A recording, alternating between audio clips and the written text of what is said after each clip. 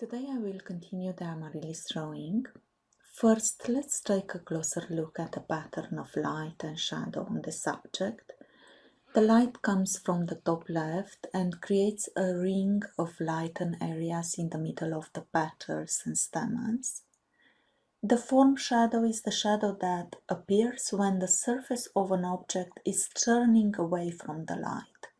The key word is turning. That's why you often hear an academic drawing the phrase turn the form. Here the tips, the base of the petals and some edges are turning away from the light. Let's say the light hits here. Everything else is turning away from that light. This shadow describes the form, hence the name. If you don't draw it, you can't build a form and your drawing will look flat. The transition between this shadow and lighter areas are gradual and soft. The other type of shadow, the cast shadow, is the shadow projected by one object on another. The first object intercepts the light and prevents it from striking the second object. Is the one people think of when they commonly refer to shadow. You put an apple on a table and you can see how the apple casts a shadow on that table. It has a defined shape as it describes the contour of the first object and creates the illusion of depth on a two-dimensional plane. We often use straight lines to render it in line drawing, and it has hard edges. There is also a more complex type of shadow, one that combines the two. A cast shadow may merge with a form shadow and the properties of the two shadows combine. Here we see it on the wrinkles of the petals. This may seem confusing at first, but it helps you understand why you see hard edges in the middle of an object and why they are hard but not as sharp if you take a closer look. Eventually helps you communicate convincingly what you see. Every type of shadow has a specific anatomy, but I will detail this in another tutorial. For the moment, remember how many kinds of shadows are and their main characteristics. As let's say, scene practice, look at a flower and try to identify as many form, cast and mixed shadow you see. Let's translate now what we see into marks. I'm starting with the stamens because the shadows and the texture of the petals will be built around them and in relation to them.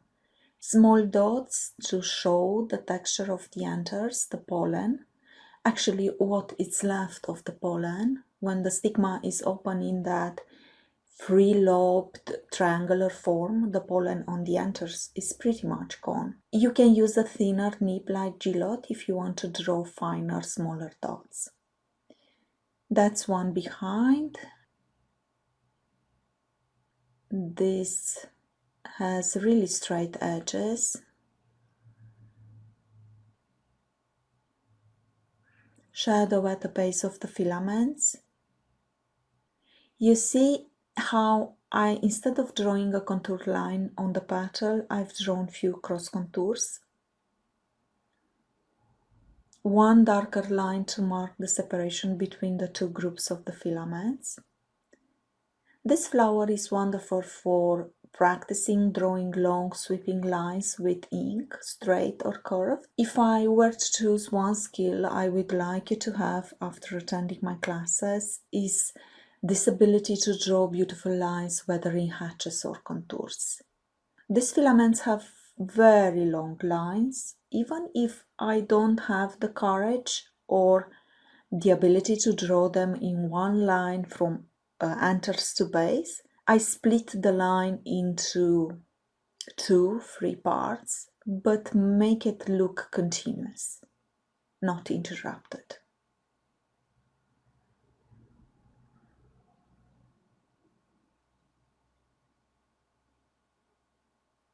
So one there.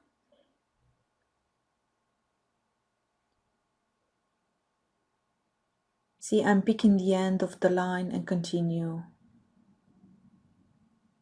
toward the base. And here I stop where the other begins.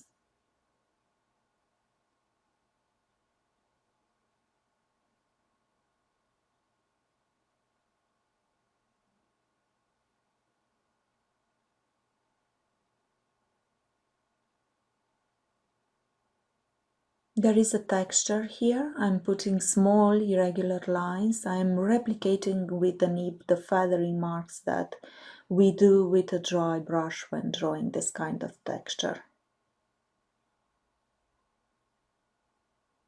The stigma, I'm looking at the shadows and mark them with small lines.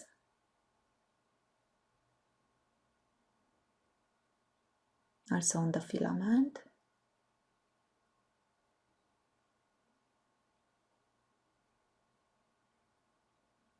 In order to show the roundness and the shadows on the filaments, I use 3 types of marks. Small curved lines perpendicular to the filament, they mainly communicate the roundness. Then a thicker line on the shaded side of the filament, especially when the filament is very thin and you don't have the place to show other details or you have a cast shadow underneath. And a third, thinner, lighter marks along the filament on the shaded side. Do not draw them on the entire length of the filament, but only on the shaded parts. The middle of the filament is in light, so we don't see any detail there.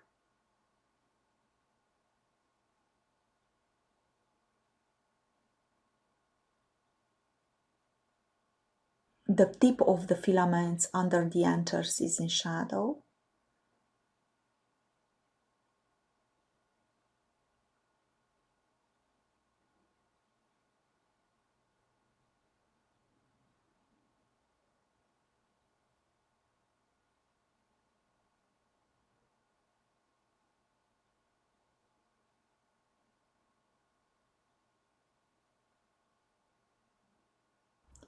Let's move now to the petals.